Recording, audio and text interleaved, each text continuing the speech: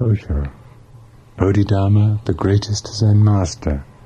Commentaries on the teachings of the messenger of Zen from India to China, given at the Osho Commune International, Pune, India. Discourse number 8.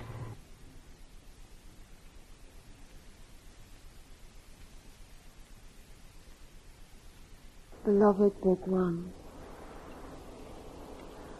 among Shakyamuni's 10 greatest disciples, Ananda was foremost in learning, but he didn't know the Buddha. All he did was study and memorize. Our hearts don't know the Buddha. All they know are so many practices for realization, and they become trapped by cause and effect. Such is a mortal's karma, no escape from birth and death. By doing the opposite of what he intended, such people blaspheme the Buddha. Killing them would not be wrong.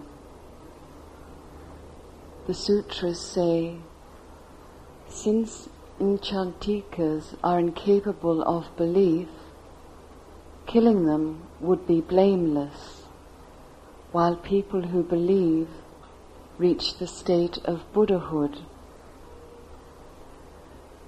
People who see that their minds are the Buddha don't need to shave their heads. Laymen are Buddhas too. Unless they see their nature, people who shave their heads are simply fanatics. But since married laymen don't give up sex, how can they become Buddhas? I only talk about seeing your nature. I don't talk about sex simply because you don't see your nature. Once you see your nature, sex is basically immaterial. It ends along with your delight in it. Even if some habits remain, they can't harm you, because your nature is essentially pure. Despite dwelling in a material body of 5 aggregates, your nature is basically pure. It can't be corrupted. Once you stop clinging and let things be, you'll be free, even of birth and death. You'll transform everything. You'll possess spiritual powers that can't be obstructed, and you'll be at peace wherever you are. If you doubt this, you'll never see through anything. You're better off doing nothing. Once you act, you can't avoid the cycle of birth and death. But once you see your nature, you're a Buddha, even if you work as a butcher. But butchers create karma by slaughtering animals. How can they be Buddhas? I only talk about seeing your nature. I don't talk about creating karma. Regardless of what we do, our karma has no hold on us. In India, the 27 patriarchs only transmitted the imprint of the mind, and the only reason I've come to China is to transmit the instantaneous teaching of the Mahayana. This mind is the Buddha. I don't talk about precepts, devotions, or ascetic practices. Language and behavior, perception and conception are all functions of the moving mind. All motion is the mind's motion. The mind neither moves nor functions, because the essence of its function is emptiness, and emptiness is essentially motionless. Hence, the sutras tell us to move without moving, to travel without travelling, to see without seeing, to laugh without laughing, to hear without hearing, to know without knowing, to be happy without being happy, to walk without walking, to stand without standing. And the sutras say, go beyond language, go beyond thought. I could go on, but this brief sermon will have to do.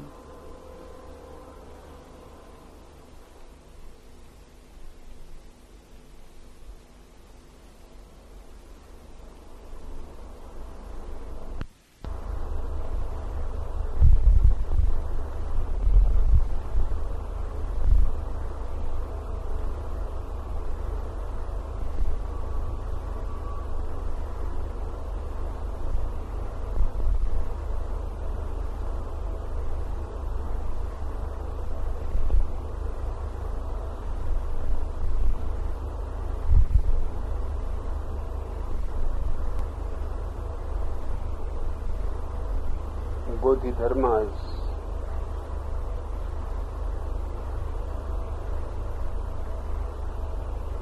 teachings in these sutras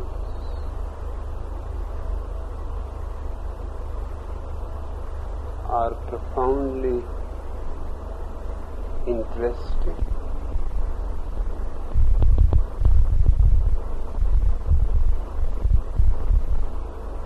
and of great importance for all pilgrims of truth. But there are few false statements, and for the first time perhaps these false statements are not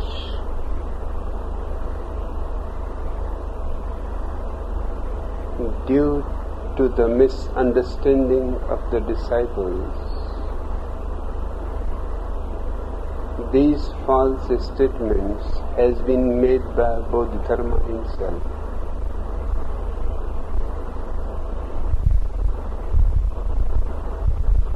Hence, before I go into the sutras, I would have to make clear two things.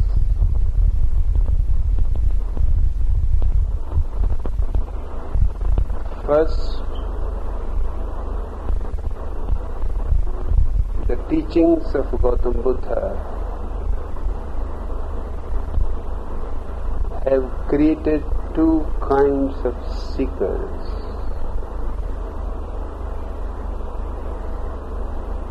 The one is called Arhata and the other is called Bodhisattva. The Arhata is someone who makes every effort to become enlightened, and once he is enlightened, completely forgets about those who are still groping in the dark. he has no concern with others. It is enough for him to become enlightened. In fact, according to the Arhatas, even the great idea of compassion is nothing but again another kind of attachment. And it has some significance to be understood.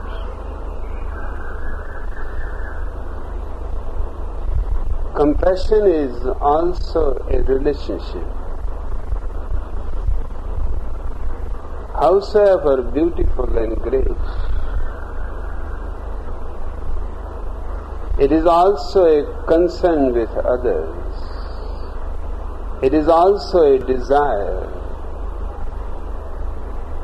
Although it is a good desire, but it makes no difference. According to the Arhatas, desire is a bondage, whether it is good or bad. The chains can be made of gold or of steel. It doesn't matter. Chains are chains. Compassion is a golden chain.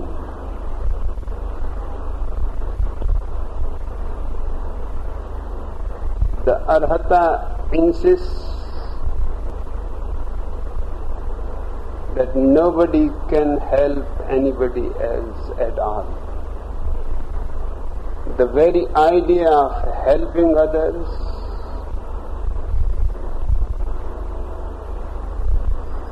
is based on wrong foundation.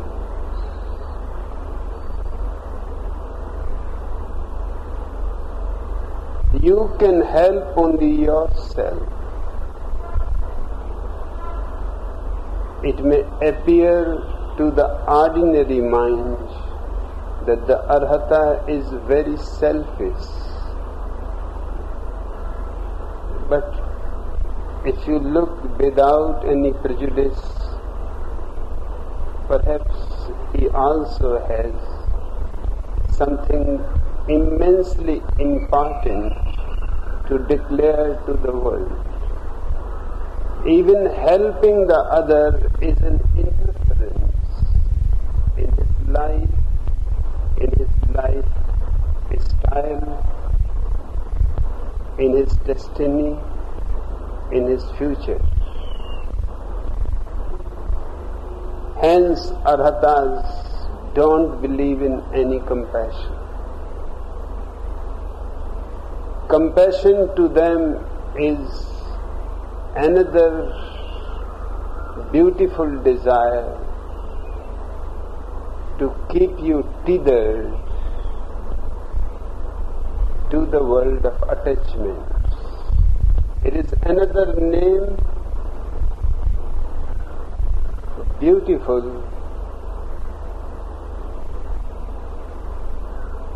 but still just a name of a desiring mind. Why you should be interested that somebody else should become enlightened? It is none of your business. Everybody has absolute freedom to be himself. The Arhata insists on the individuality and its absolute freedom. Even for the sake of good, nobody can be allowed to interfere into anybody else's life. Hence, the moment he becomes enlightened, he does not accept disciples. He never preaches. He He never helps in any way. He simply lives in his ecstasy. If somebody can drink out of his well on his own account, he will not prevent, but he will not send an invitation to you. If you come on your own accord to him and sit by his side and drink his presence and get on the path,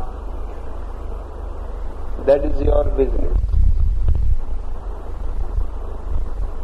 If you go astray, he will not stop.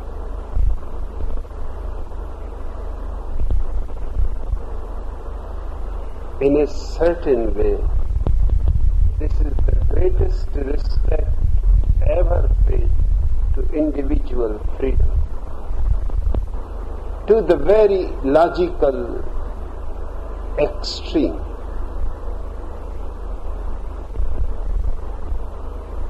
Even if you are falling into deep darkness, the arhata will silently wait. If his presence can help, it is okay. But he is not going to move his hands to help you, to give you a hand, to pull you out of a ditch. You are free to fall in a ditch. And if you can fall in a ditch, you are absolutely capable to come out of it. The very idea of compassion is foreign to the philosophy of the Arhatas.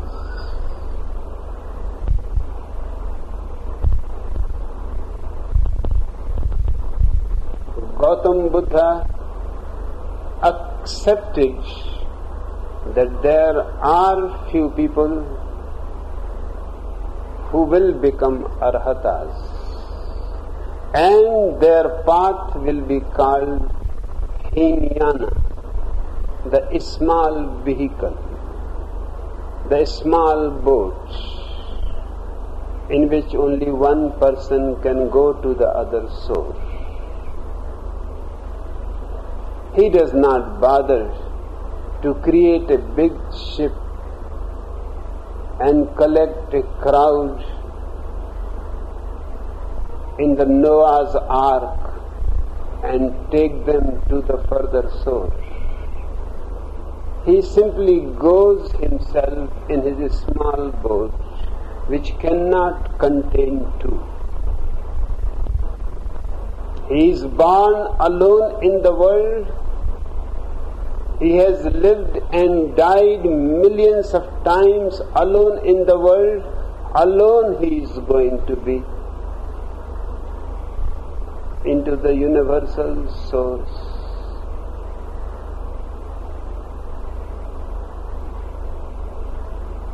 Buddha accepts and respects the way of the Arhata, but he also knows there are people who have immense compassion.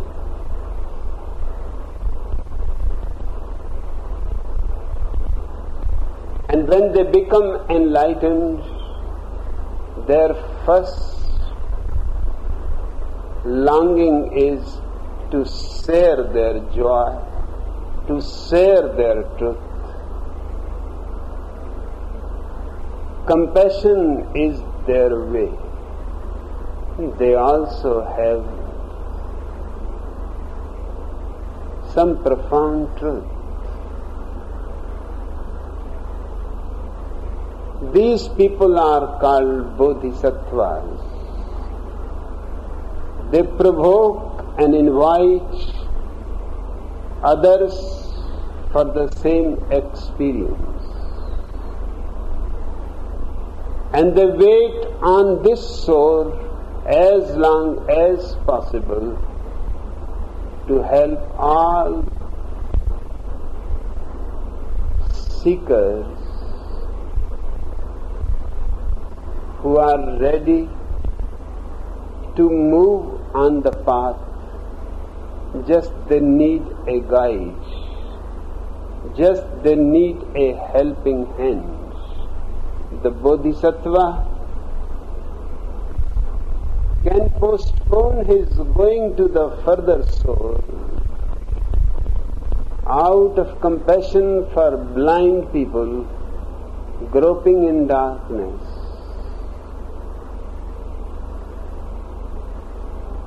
Buddha had such a comprehensive and vast perception that he accepted both.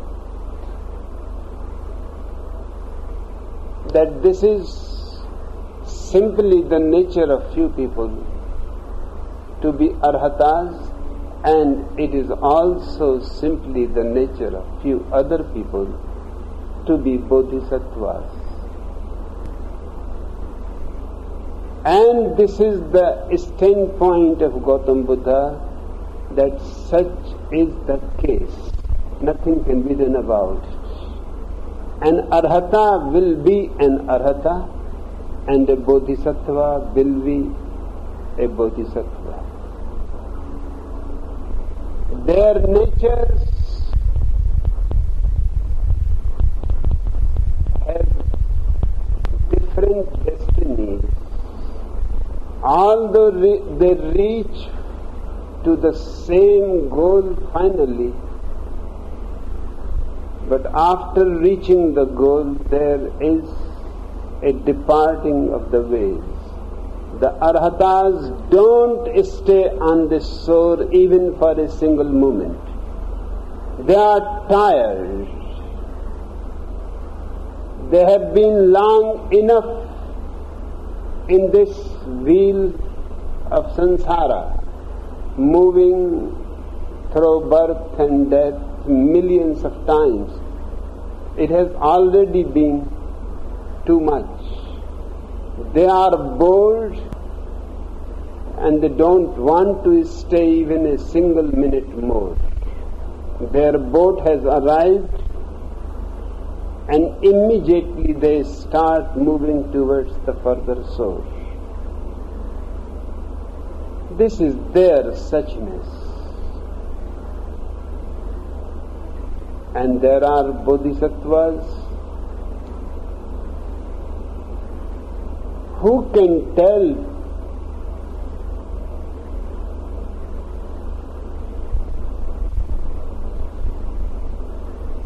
to the boatman that wait, there is no hurry. I have lingered on this shore long enough, in misery, in suffering, in anguish, in agony. Now all that has disappeared. I am in absolute bliss, silence and peace, and I don't see there is anything more on the other shore. So as long as I can manage, I will be here to help people.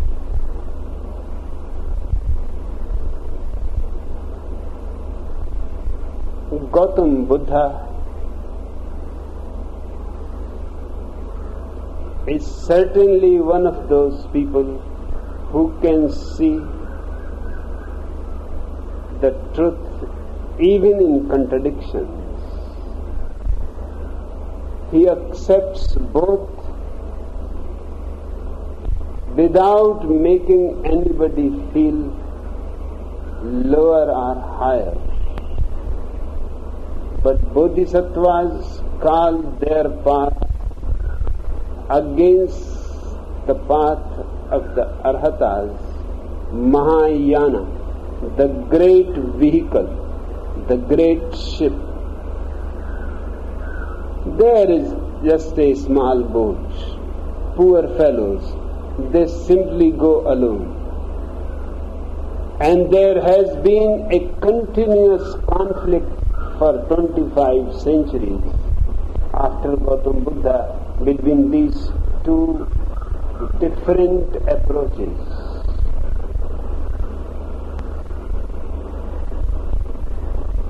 Bodhidharma belongs to Bodhisattvas. Hence, he is making many statements against Arhatas which are not true. I don't belong either to Arhatas or to Bodhisattvas. I don't belong to Gautam Buddha's path at all. I have my own vision, my own perspective. Hence, I have no obligation to agree with Bodhidharma on every point.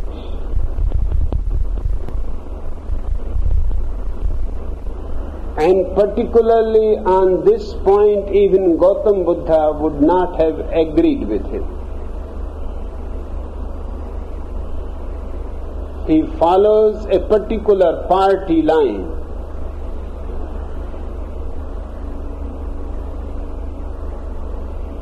Secondly,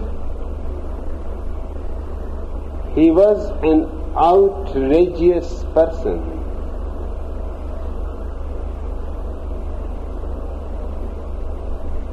Very ferocious,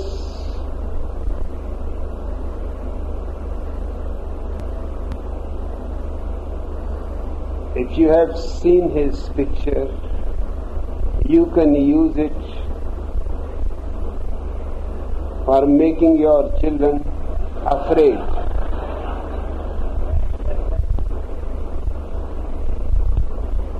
But that is not his true picture. He was a prince, the son of a great South Indian king, Simha Varman. It was a great empire of the Pallavas. He must have been a beautiful man. But those pictures don't depict his actual photographs. They depict his strange personality, his outrageousness.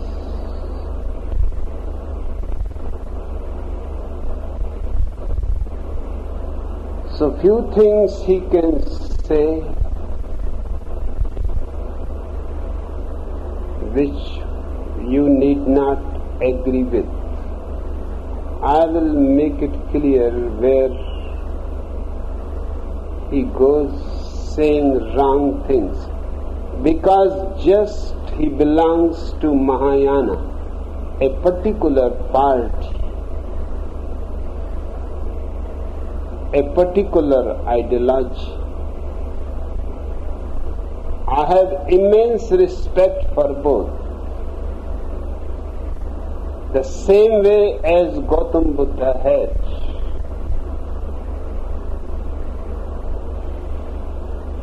The first sutra, among Sakya Muni's 10 greatest disciples, Sakya Muni is one of the name of Gautam Buddha, because he belonged to the clan of the Sakyas. His empire was an ancient empire belonging to the clan of the Sakyas. It was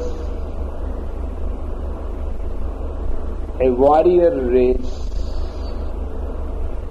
dwelling just on the boundary line of Nepal and India.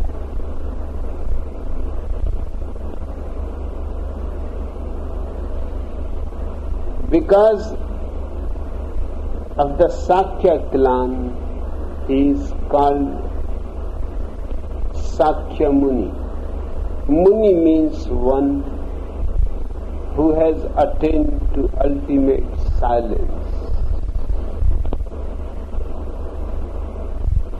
Among Sakya Muni's 10 greatest disciples, Ananda was foremost in learning.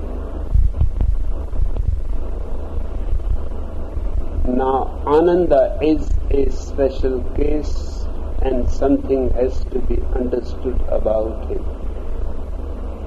Ananda was a cousin brother of Gautam Buddha. And few years elder than him. And just as it is part of the Eastern culture, the elder brother is almost like a father, even though he may be a cousin elder brother. When Ananda came to Gautam Buddha to be initiated as a disciple, he said, listen, Siddhartha. Siddhartha was Gautam Buddha's name given by his parents. He did not address him as Gautam Buddha. He addressed him, listen, Siddhartha. Yes, he was his younger brother.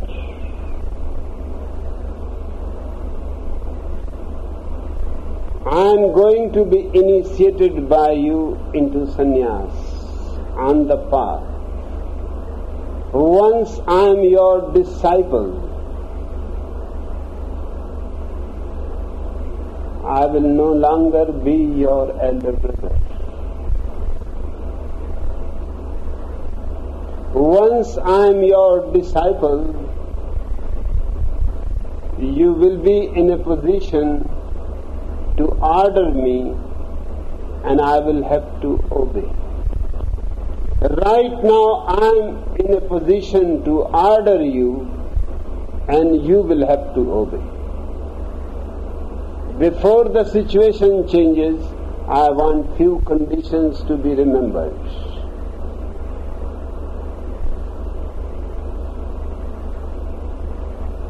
Gautam Buddha said, what are the conditions? He said, they are not very great, but to me they mean much. One, promise me while I am still your elder brother that after I become your disciple, you will not tell me to go away from you to preach the message to the masses. No. I am going to be with you day and night, your whole life.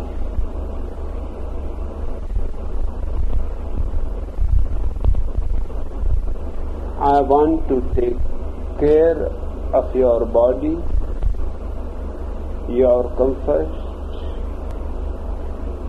your health. You cannot prevent me. This promise you have to give right now before I am no more in a position to say anything.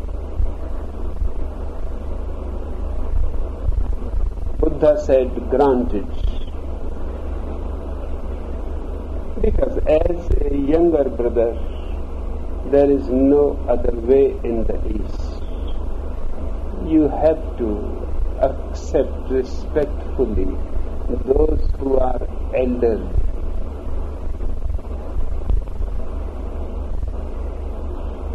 Ananda said, and the second condition is that I can ask any question, relevant, irrelevant, meaningful, meaningless, and you cannot say that wait, someday you will understand. You will have to answer me immediately. You cannot try to postpone. You cannot find excuses that tomorrow I will see. Whenever I will ask a question, immediately you have to give me the answer. Gautam Buddha said, granted. And Ananda said, third, if I bring someone to meet you, even in the middle of the night when you are asleep, you cannot say no. You will have to meet the person, whoever he is.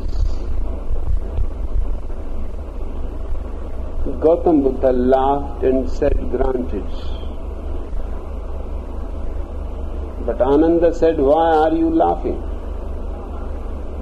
He said, that is not part of the condition.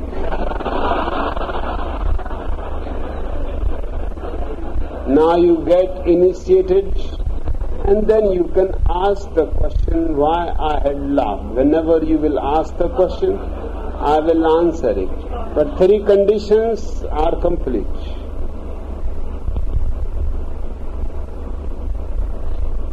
Ananda became a disciple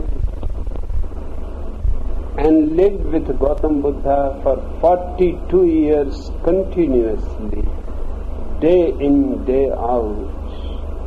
Springs came and went, seasons changed, year by year. He was just like a shadow to Gautam Buddha.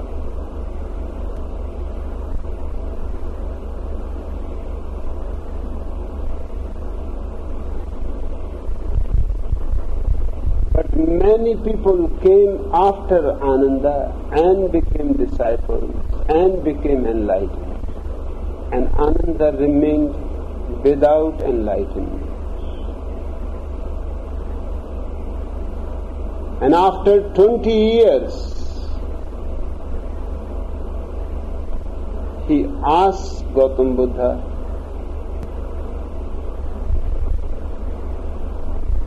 that what is happening? People who have come after me has become enlightened. And I have been so close to you.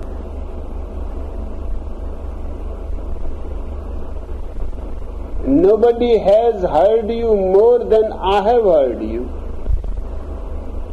Nobody has that intimacy that I have with you. Why I am not becoming enlightened? Gautam Buddha said,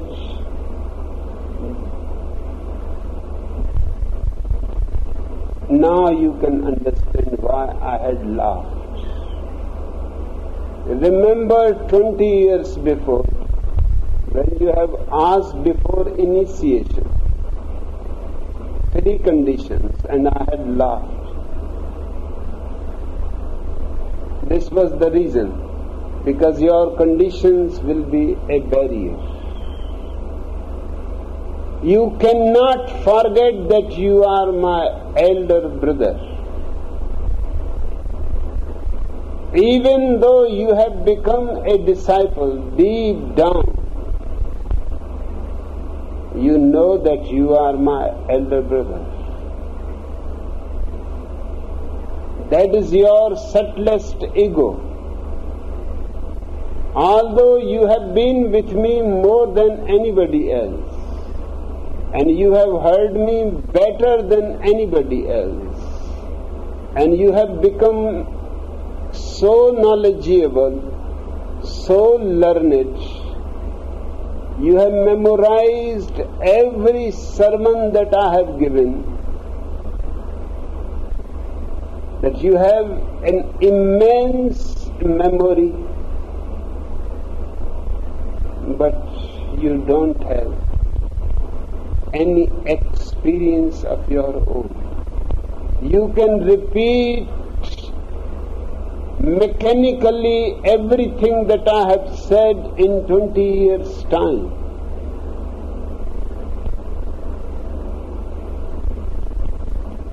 But your subtle ego, that you are my elder brother, and that you have a special privilege of 3 conditions,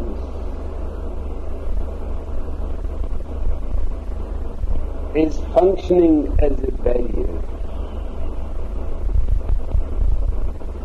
You will not become enlightened unless I die.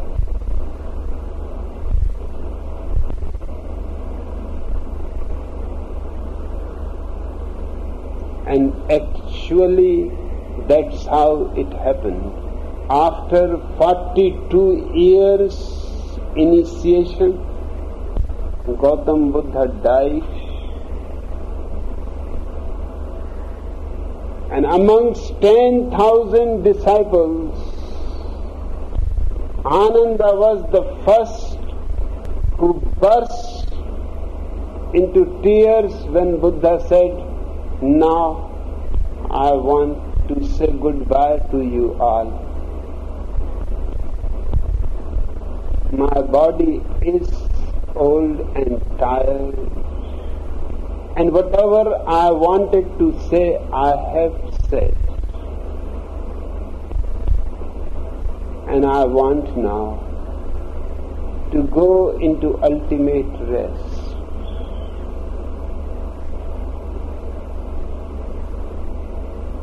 Ananda was sitting by his right side, and he burst out like a small child, although he was older than Gautam Buddha. And Gautam Buddha said, "Why, Ananda, you are crying and weeping?" "I am not dying ignorant. I am dying absolutely fulfilled, enlightened, and not an ordinary enlightenment. An enlightenment which has never been excelled before.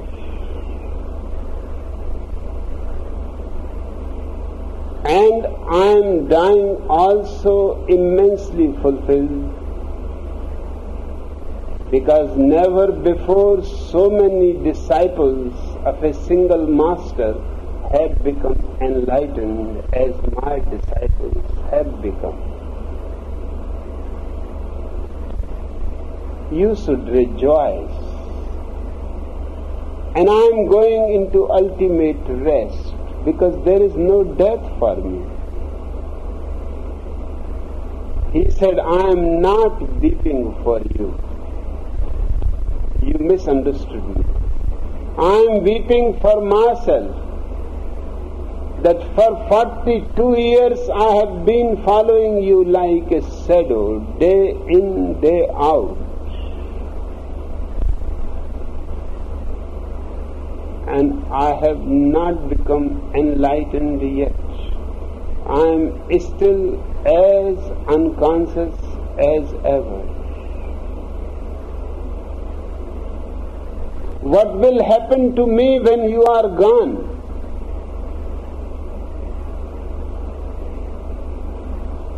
And I don't think that in ages to come I will ever meet anyone of your caliber.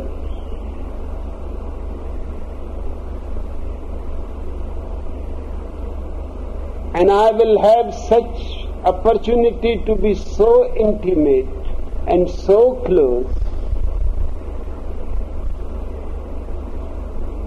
you are leaving me in a darkness that seems to have no dawn. Gautam Buddha laughed again, and even with tears in his eyes, Ananda could not resist to ask him, "Why are you laughing? You laugh at strange moments."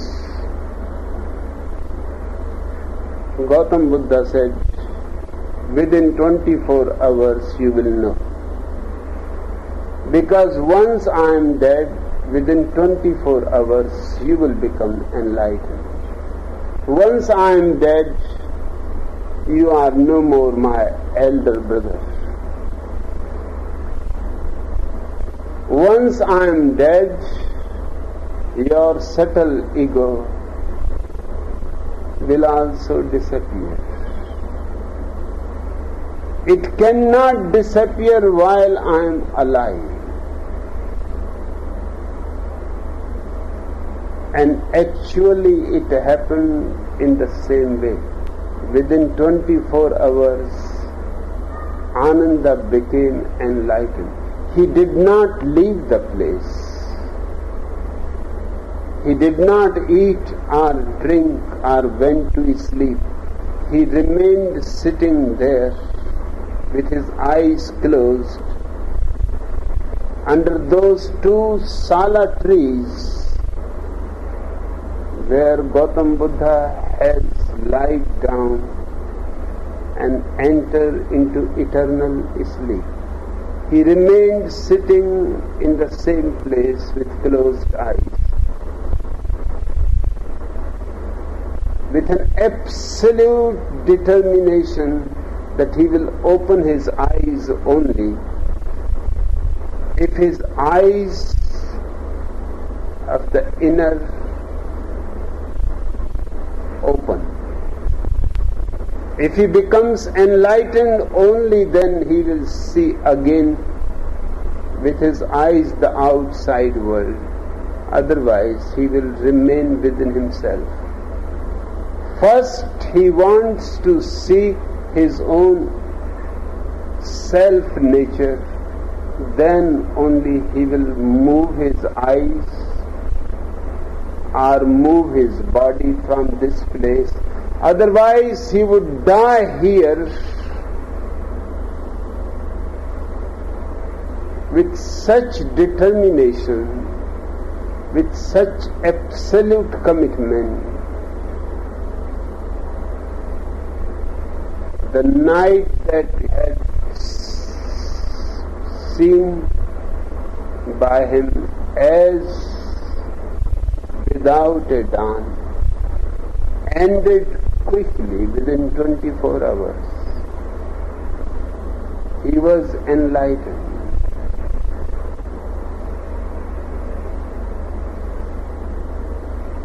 But he remained a arhata.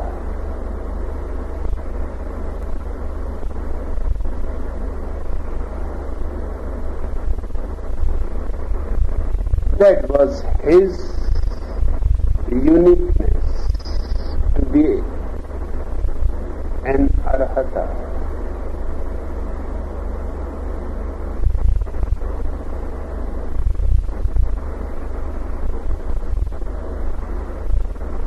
The condemnation by Bodhidharma of Ananda on one point is right, on another point is wrong. He says Ananda was foremost in learning, but he did not know the Buddha. That's true. All he did was study and memorize. That's true. Arhatas don't know the Buddha. That's wrong. Arhatas become themselves Buddhas. There is no question of their not knowing the Buddha. Yes, as a scholar, as a great learned man, as a man immensely studious, and a man of tremendous memory,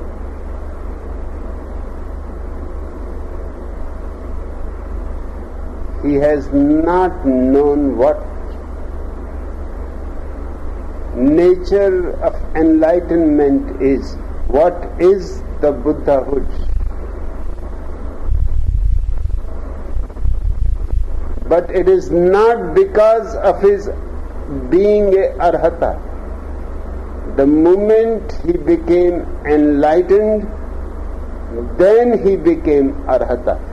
The arhatahood or bodhisattvahood comes after enlightenment, not before. Only when you become enlightened, you realize what is your nature. Is there any desire for compassion or no desire for any compassion? Are you ready to leave this shore immediately? Are you going to stay here to help few people to become enlightened?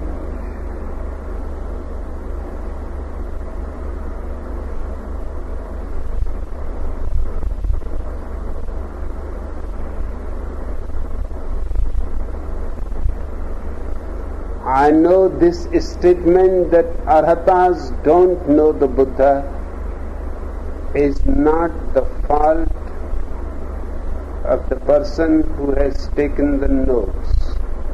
It is Bodhidharma's statement, because he is a bodhisattva. And the conflict between bodhisattvas and arhatas has been 25 centuries old. They go on condemning each other.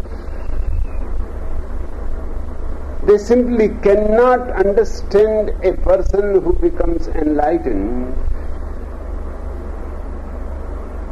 and has no compassion. The bodhisattva cannot understand that enlightenment is possible without compassion, and the arhata cannot understand that a man of enlightenment still has a desire to help. He has not become yet desireless.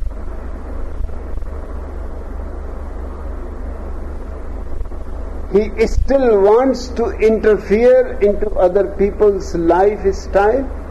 If they don't want to awaken, who are you to awaken them? Then just move silently so that their sleep is not broken.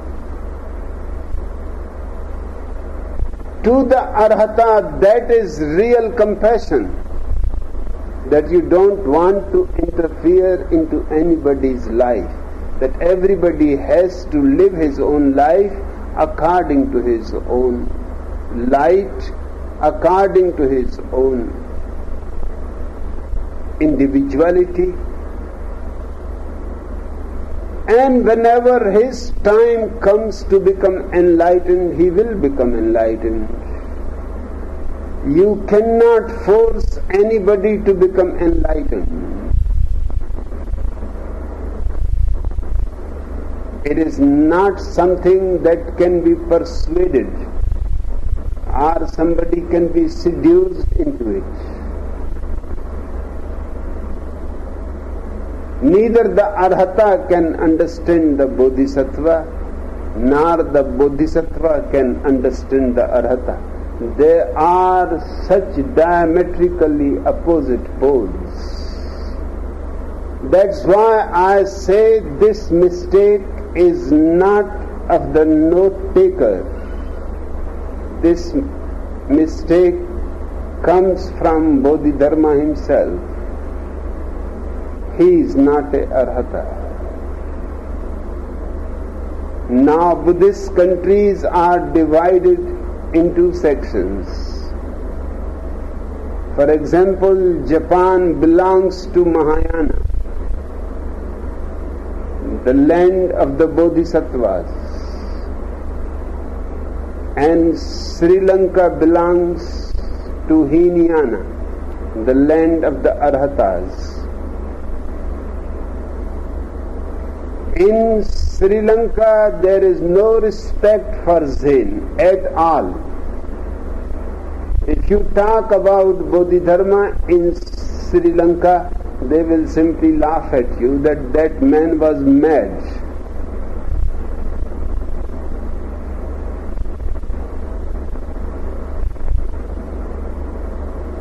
And if you talk about Arhatas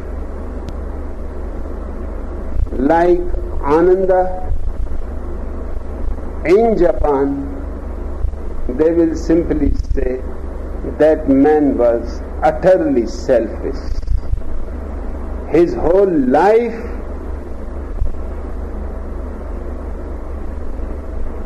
he was so blindly selfish that he was making conditions on Gautam Buddha, and when he became enlightened, then he simply disappeared, went to the further shore into eternity without bothering for a single moment that there are people who need few guidelines, few hints. They are almost border cases, just a little push, and they will take the quantum leap.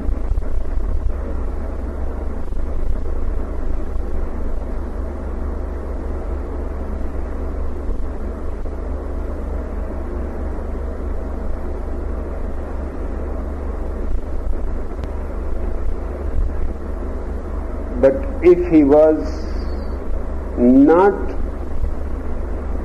prejudiced, if he was also capable to understand the position of the totally opposite standpoint,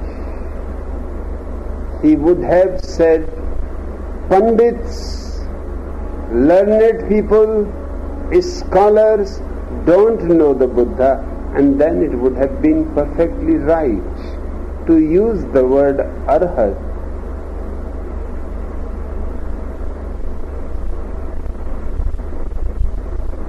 Is simply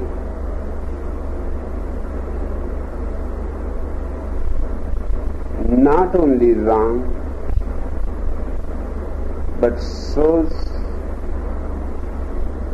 a very fanatic attitude.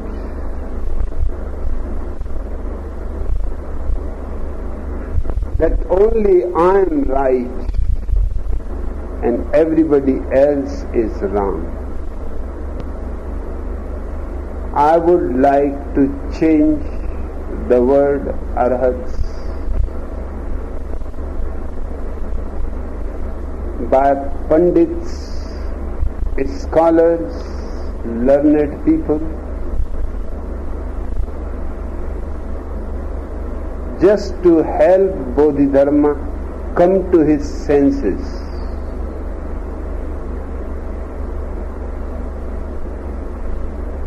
Pandits don't know the Buddha. All they know are so many practices for realization, and they become trapped by cause and effect. Such is a martyr's karma. No escape from birth and death.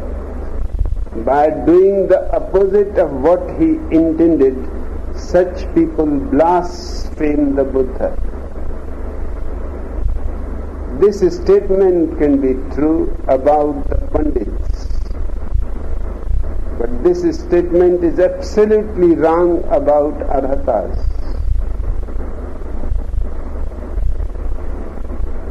And this shows his fanatic attitude when he says, killing them would not be wrong.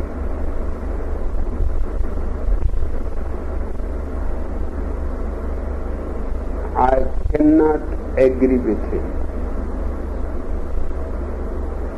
He is saying killing the arhatas would not be wrong.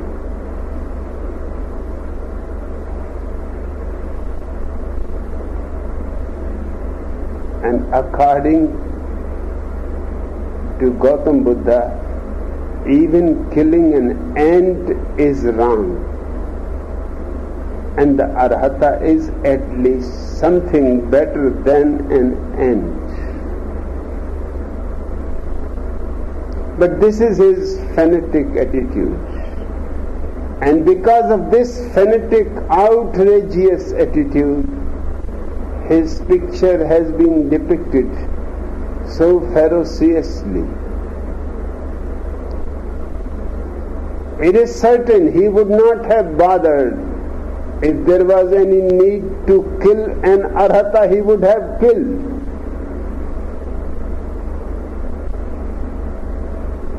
He was a man of his word. What he says, he means.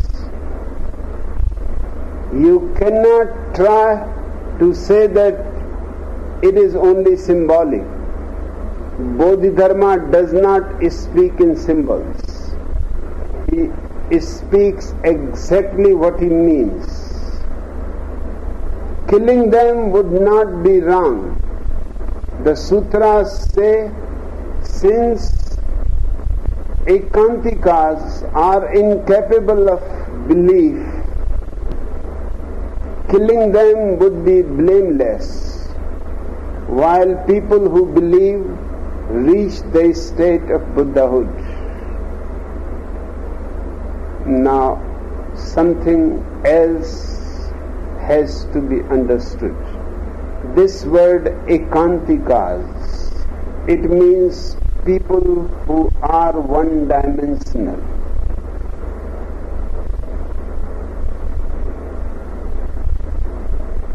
Who know only one aspect of truth.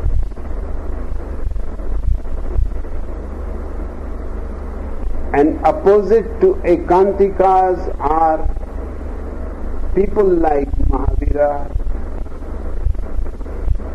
and the Jaina Tirthankaras. They are called anekantikas. People who look from every aspect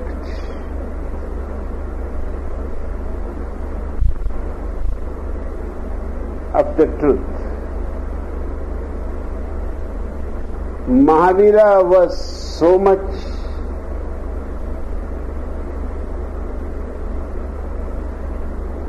deeply rooted into the attitude of being multidimensional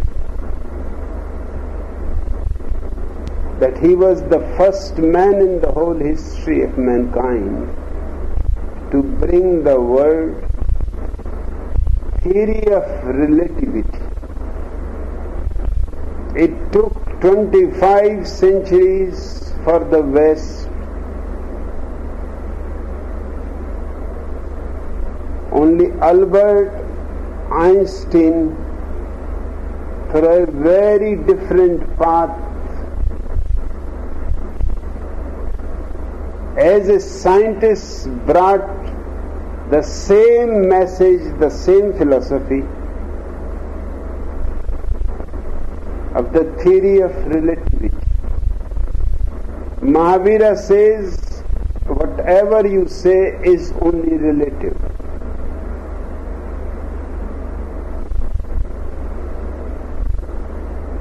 He was so much in his theory of relativity that he never made a single statement about anything, because any single statement will only show one aspect. What about other aspects? He found that every truth has 7 aspects. So you ask him one question and he will answer with 7 answers.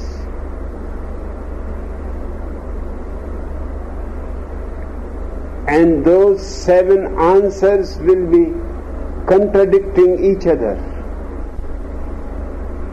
You will come back meeting Mahavira more confused than you have ever been. And he was the most clear person who has ever walked on the earth. But his approach was multidimensional. For example, if you ask Mahavira, what do you think about God? In the first place, he never started his statements without the word perhaps. Every statement begins with perhaps, because to be certain is to be a fanatic. Perhaps keeps you open. The other can also be right.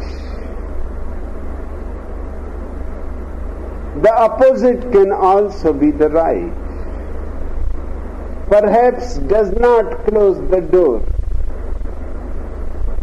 It keeps you alert and aware about other possibilities. You ask about God. The Christians are ekantikas. They will say, yes, there is one God. And only one God.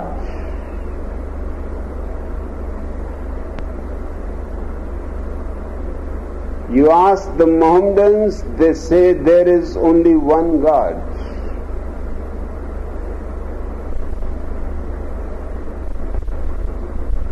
These are ekantikas. They believe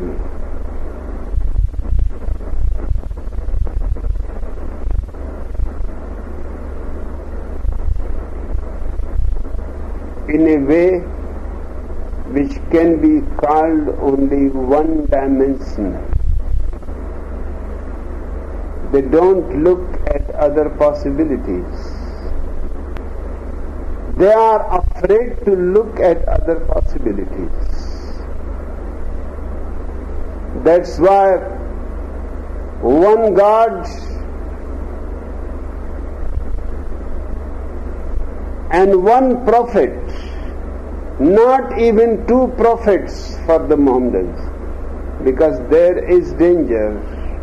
If you take 2 prophets, they may contradict each other, they may say something, they may not agree with each other, there will be trouble. It is better to remain with one prophet, one God, one holy scripture. These are people who are afraid of a multi-dimensional reality.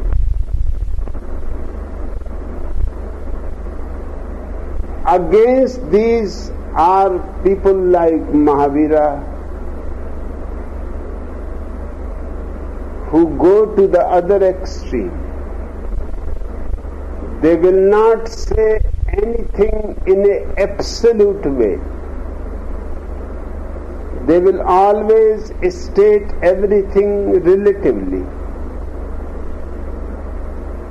You ask about God, and Mahavira has 7 statements, and you cannot figure out whether God is or not. Those 7 statements, the first statement is perhaps God is, but perhaps. I cannot be absolute, neither you can be absolute. There is a possibility.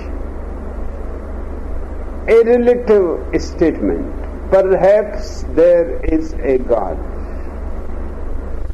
This is his first statement. His second statement, perhaps there is no God. Because who knows? There is every possibility that the atheist may be right. Nobody has ever seen him.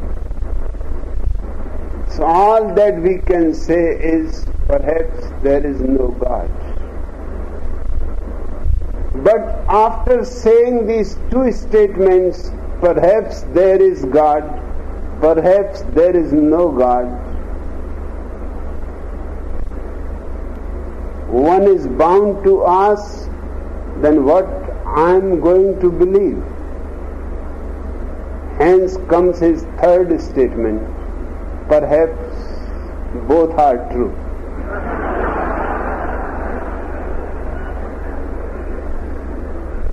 But naturally you are going to ask how both can be true.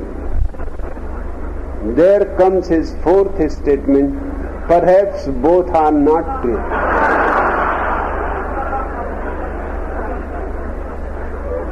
And this way he goes on 7 statements, and you will be so confused that perhaps it was not right to ask the question. I was better before. It is because of this multi-dimensional relative approach that Mahavira could not get many followers. Very few crazy people can be, who don't care what does it mean, who simply fall in love with the personality of Mahavira. He is a beautiful man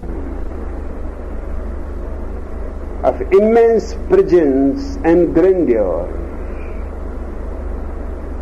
So few crazy people can fall in love with him. They don't care what he says. They only care what he is. Don't be bothered what he says. Just look at his beauty, his light, his eyes with such grandeur and depth, and his whole life such a song, such an ecstasy. Don't bother what he says. It is none of our business. The man is right. His statements may be right, may not be right. He himself says perhaps. But Bodhidharma's statements that ekantikas are incapable of belief. Killing them would be blameless. While people who believe reach the state of Buddhahood. I cannot support this statement. Ekantikas, the people who believe in absoluteness of truth,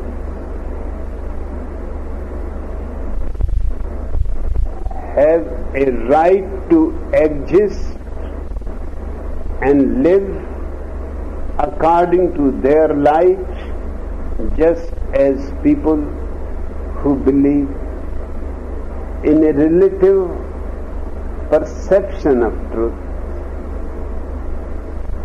they have the right to live and to live according to their own vision. Everybody has the right to live according to his own experience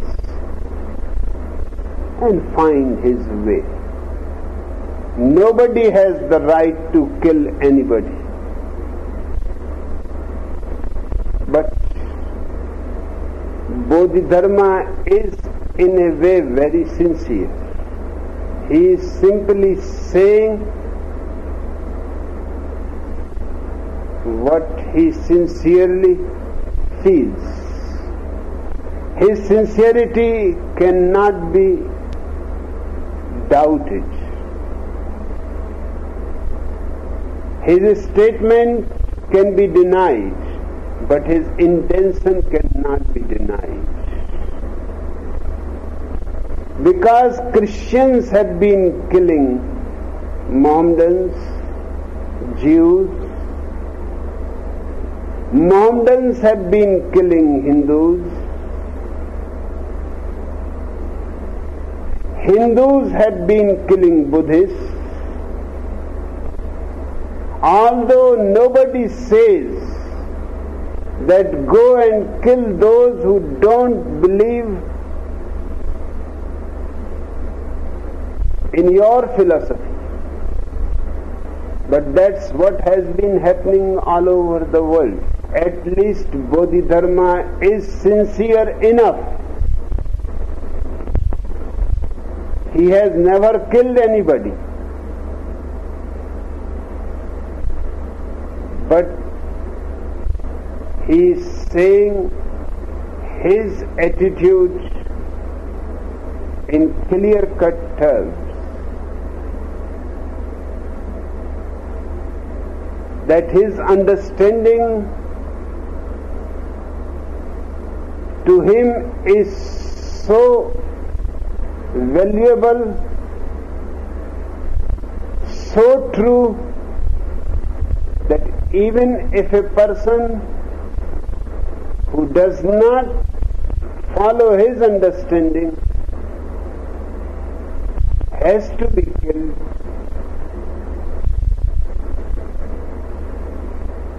it is blameless. Although he has never killed anyone, he has a ferocious way of saying, way of living, but he had a very soft heart. But religions have been doing the act without saying it. No religion in the world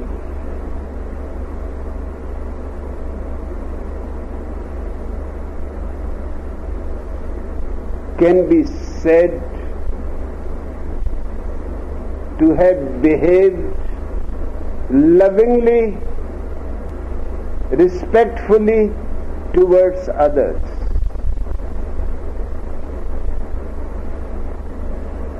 Every religion thinks they are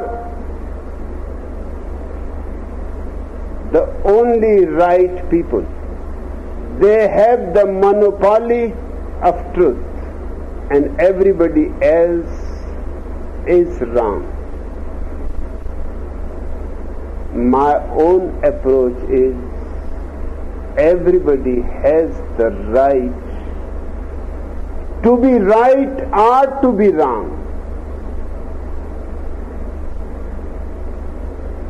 And if somebody decides to be wrong, still he has to be given every respect and every love. It is his decision, and if he wants to live his decision, it is nobody's business to interfere in his life and in his philosophy. People who see that their no minds are the Buddha don't need to save their heads. There I can agree with Bodhidharma totally. If you see your nature, then there is no need to do any stupid thing. Saving your head,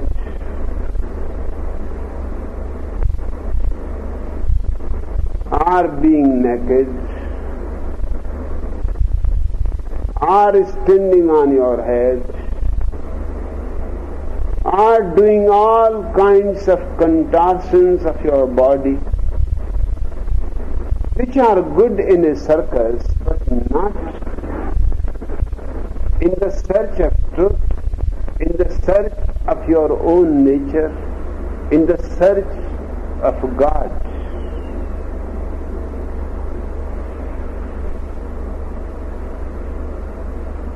Laymen are Buddhas too. There I can agree with Bodhidharma with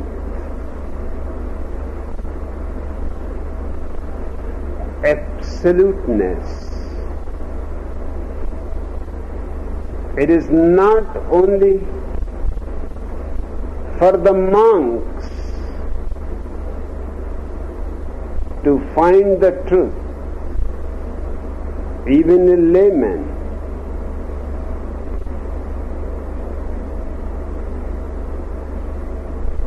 If he finds a little time to be silent and to be meditative and discovers his self-nature in his own home, in the marketplace, he will become the Buddha. There is no problem that he has to be in a monastery or that he has to renounce the world. This is my emphasis too, that nobody needs to renounce the world. The world is not the problem. The problem is your unawareness. Renounce your unawareness. Don't be bothered with the world. What the world can do to you? You can live in a palace. The palace cannot prevent your enlightenment. You can live in absolute poverty. Poverty cannot help your enlightenment. In poverty or in richness, in a poor man's hut or in a palace, the basic thing is your meditativeness, your awareness. Wherever it happens, you will become enlightened. You don't have to renounce anything.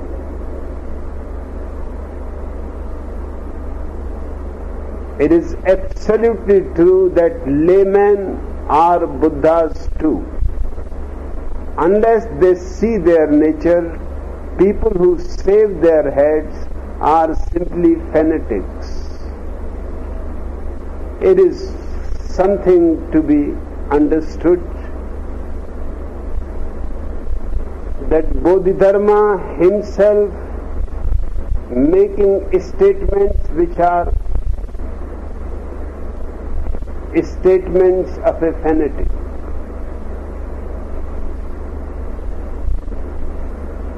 but it is always easy to see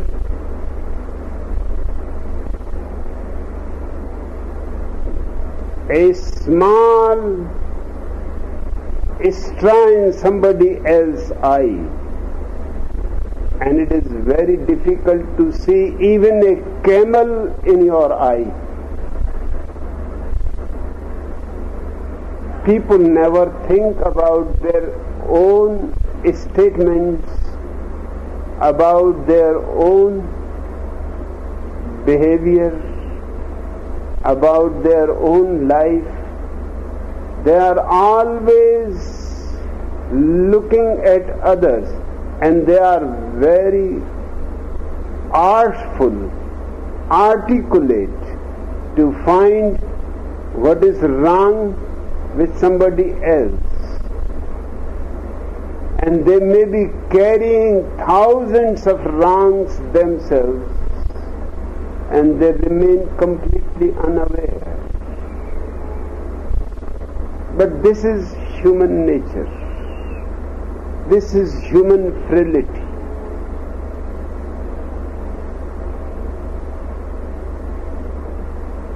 The disciple asks Bodhidharma, but since married laymen don't give up sex, how can they become Buddhas? And here I can support Bodhidharma with my total being. What he says is of tremendous importance, because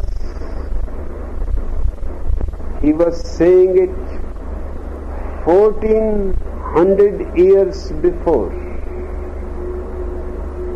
Sigmund Freud was not born yet.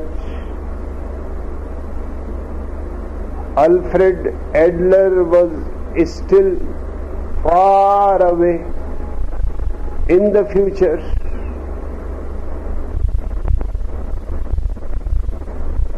Havelock Ellis or Carl Gustav Jung or Asagoli or Masters and Johnson, people who have been working deeply about men's sexuality, had not come into existence yet. But what Bodhidharma says is so luminous,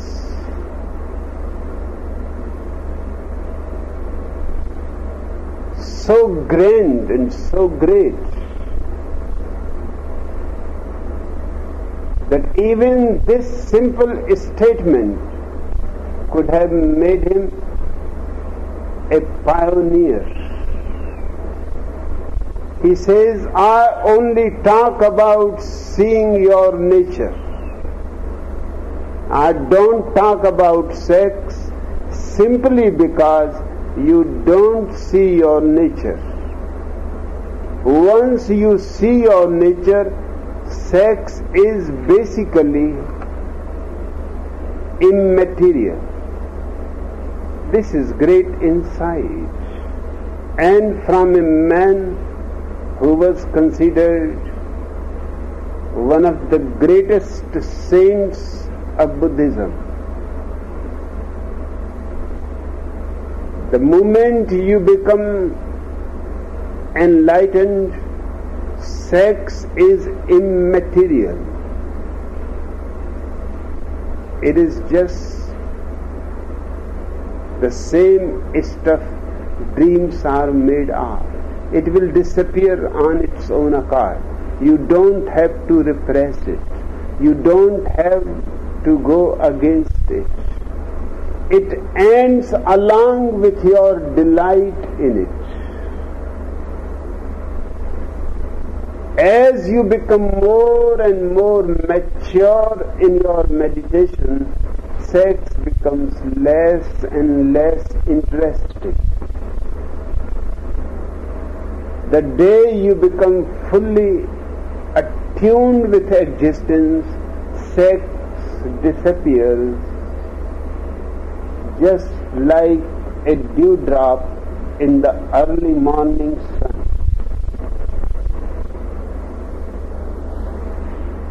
And unless sex disappears on its own accord, it is very dangerous to drop it, to force it, because then you will create all kinds of perversions. And all the religions of the world have created perverted human beings. Homosexuality, lesbianism, sodomy, and people go on inventing a strange, perverted expressions for their sexual energy, because the religion condemns the sex, and sex is something natural, biological. Unless you transcend your biology, unless you transcend your body, unless you become attuned with something beyond mind, sex is going to remain there in some form or other. And if it is going to remain there, it is better that it remains natural, biological.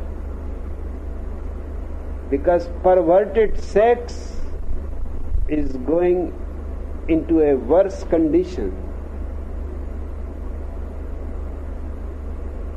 Natural sex can be sublimated. Perverted sex becomes more difficult to transform.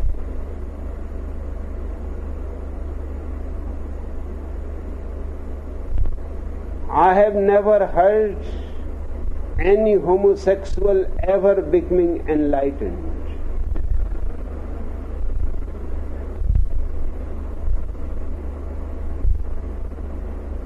I have never heard any impotent man ever becoming enlightened.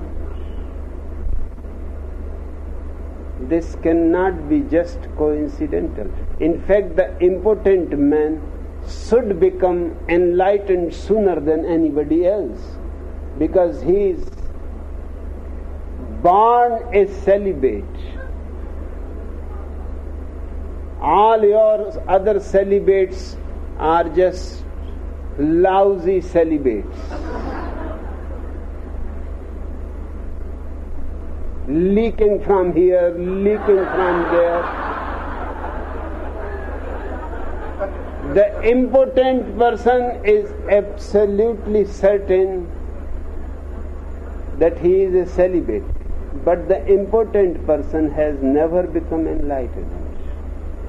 In fact, it is the sexual energy itself that transforms into your enlightenment. Because the impotent man has no sexual energy, he is in the worst condition. He cannot go higher. He does not have the energy to fly like an eagle across the sun. He cannot become a Gautam Buddha or a Bodhidharma.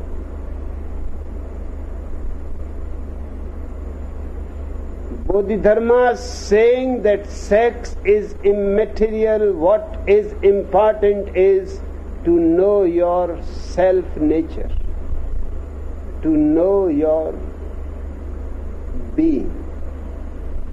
And then everything that is needed will happen on its own accord. Even if some habits remain, they can't harm you. This is a very significant statement from a man of enlightenment.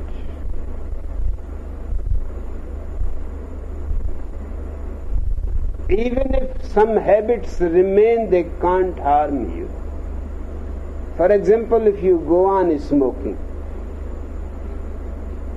I don't see that an enlightened man can in any way be disturbed by smoking.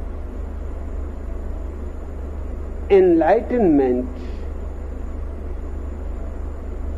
getting disturbed by smoking or drinking tea or coffee,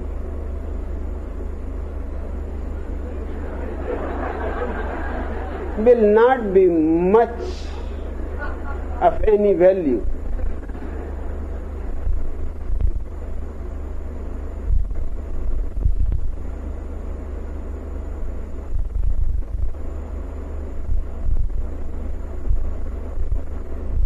Your small habits, playing cards,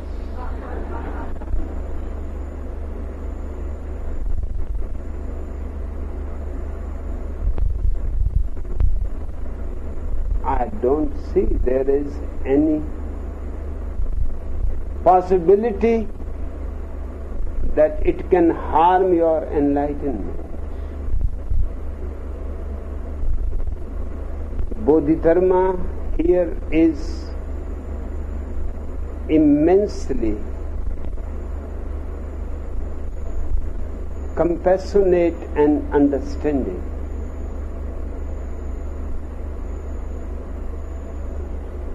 Because your nature is essentially pure, what you do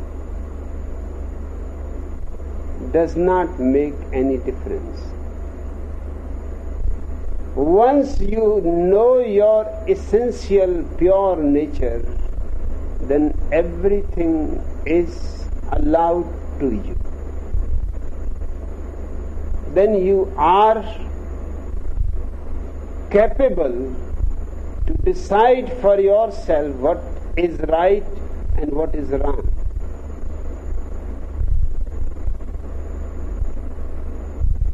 Because of this,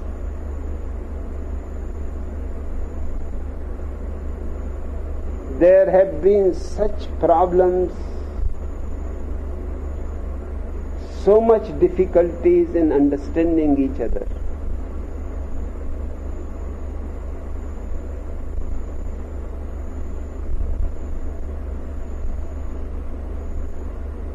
That small differences of habits have become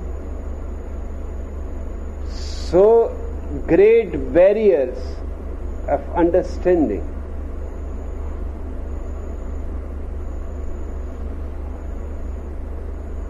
Muhammad used to eat in the night.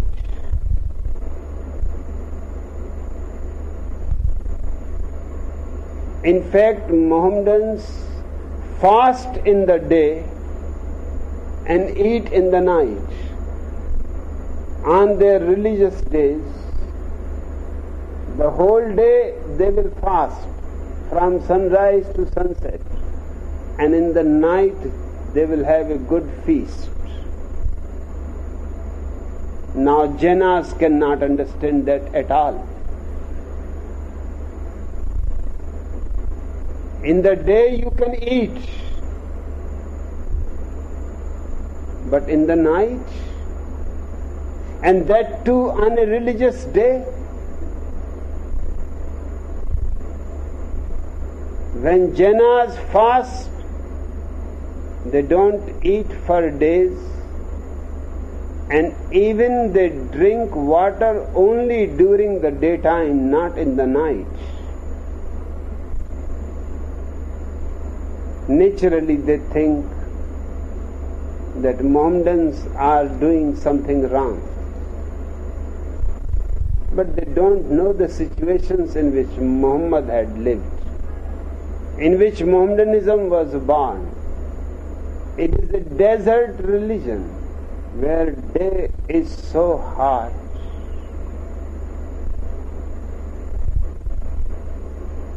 It is easier to fast during the day.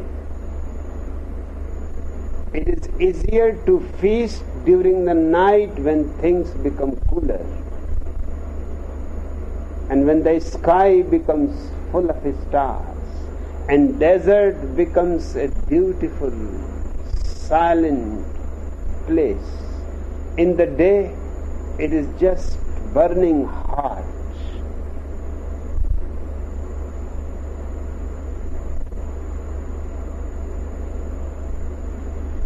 Ramakrishna continued to eat fish.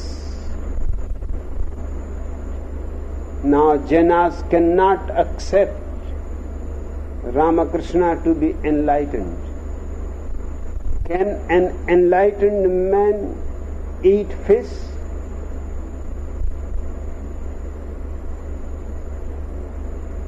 But if you understand Bodhidharma's statement,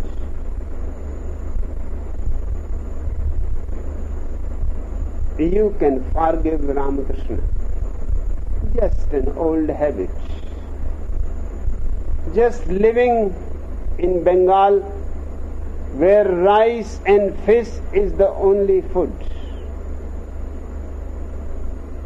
From his very childhood he has been eating rice and fish. And everybody else is eating too.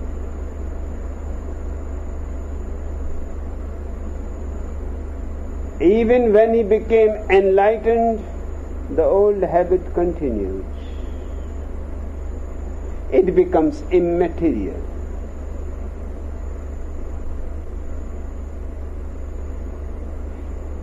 In this whole world, situations are different, climates are different. There are cold climates where alcohol may be an essential need. For example, in Soviet Union, it may be impossible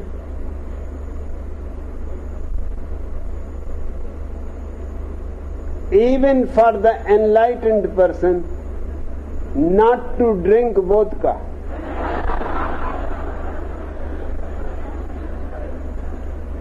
It is so cold.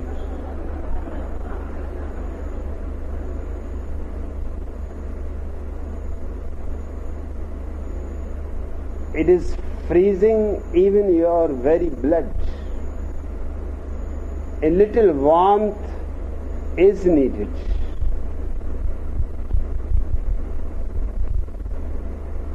A truly religious man is very understanding.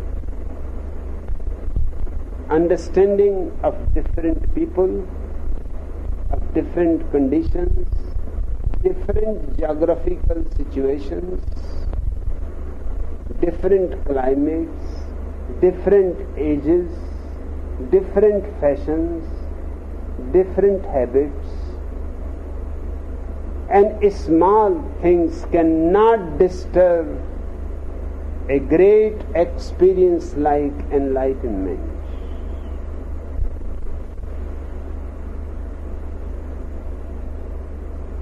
Despite dwelling in a material body of 5 aggregates, your nature is basically pure. It can't be corrupted. Nothing can corrupt your consciousness. It is intrinsically incorruptible. Once you stop clinging and let things be, you will be free. Even of birth and death, you will transform everything. You will possess spiritual powers that can't be obstructed, and you will be at peace wherever you are. If you doubt this, you will never see through anything. You are better off doing nothing. Once you act, you can't avoid the cycle of birth and death. But once you see your nature, you are a Buddha, even if you work as a butcher, in fact, it has happened in Japan. A butcher had become enlightened.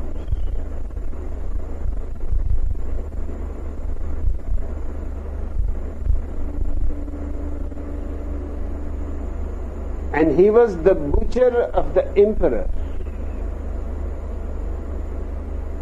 And then when he became enlightened, even the emperor came to pay his respects. And he could not believe, because he had seen him cutting animals,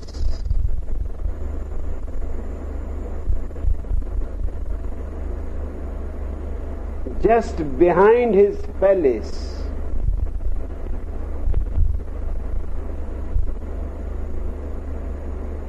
And he asked him, "What about my kitchen? You have become enlightened. Obviously, you are not going to do your old profession." The master laughed. He said, "No, I will continue. Now I can butcher animals with more compassion, with more love, with more grace. And anyway, they will be butchered by somebody else who will not be so compassionate as I can be, who will not be so graceful with them as I can be. And when they are going to be butchered, what difference does it make? And as far as my enlightenment is concerned, it remains uncorrupted in any and every situation. My inner sky cannot be clouded again. I have come to a point from where one cannot fall back. So you don't be worried. I will be coming tomorrow back to my professor." And he remained almost 20 years alive after his enlightenment. In the morning he will do his profession of killing animals, and in the evening he will teach the disciples about enlightenment. And not only he became enlightened, few of his disciples also became enlightened. Bodhidharma is right that if you understand that you are a Buddha, you see your nature, then even if you work as a butcher, it is immaterial. The disciple asked, "But butchers create karma by slaughtering animals. How can they be Buddhas?" "I only talk about seeing your nature. I don't talk about creating karma. Regardless of what we do, our karma has no hold on us. Once you know yourself, nothing has any hold on you."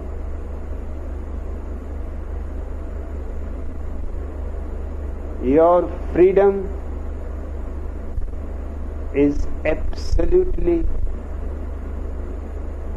incorruptible. You cannot do anything that can go against your freedom. In India, the 27 patriarchs only transmitted the imprint of the no mind, and the only reason I have come to China is to transmit the instantaneous teaching of the Mahayana. This no mind is the Buddha. I don't talk about precepts, devotions, or ascetic practices, language and behavior, perception and conception are all functions of the moving mind. All motion is the mind's motion. The no mind neither moves nor functions, because the essence of its functions is emptiness, and emptiness is essentially motionless. Hence the sutras tell us to move without moving, to travel without traveling, to see without seeing, to laugh without laughing, to hear without hearing, to know without knowing, to be happy without being happy, to walk without walking, to stand without standing. And the sutras say, go beyond language, go beyond thought. I could go on, but this brief sermon will have to do. This statement seems to be difficult. Walk without walking, hear without hearing, speak without speaking. But it is not difficult at all. Just a little understanding. If you are speaking spontaneously, unprepared, not knowing what word is going to be uttered by you, you are speaking without speaking. Spontaneous action is without any activity on your part.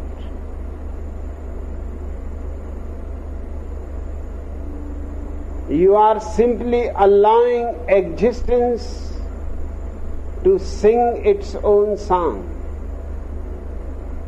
For example, right now I am speaking without speaking. I am simply allowing my whole being to respond to Bodhidharma's sutras without knowing at all what is going to be my next word. Just as you hear it, I also hear it. Just as you are sitting there, I am also sitting there. This chair is empty.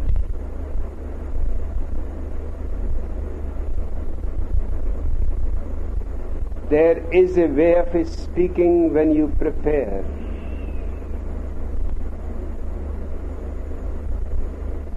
When you speak, not with your moment-to-moment responsibility, but just to repeat something parrot-like, which you have rehearsed, which you have been practicing.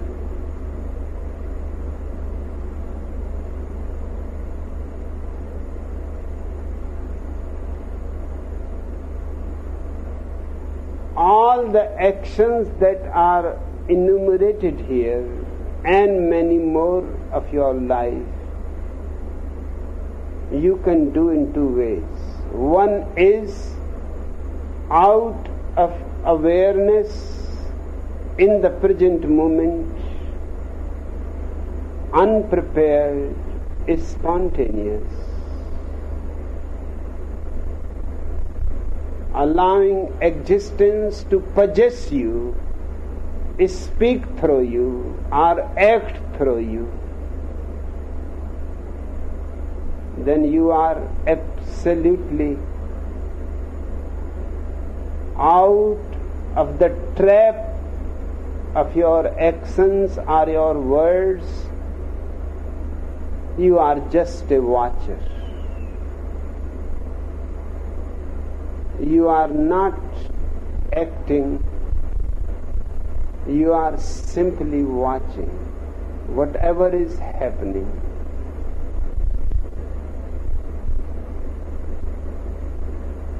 This watchfulness, this witnessing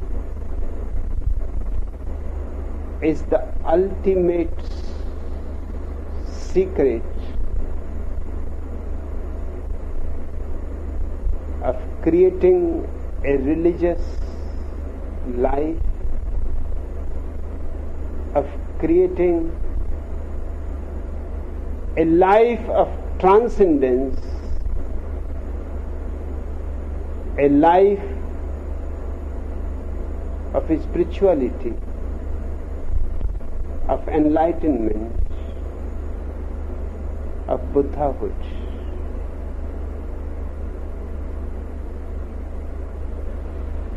Okay, Manisha? Yes, Bhagwan.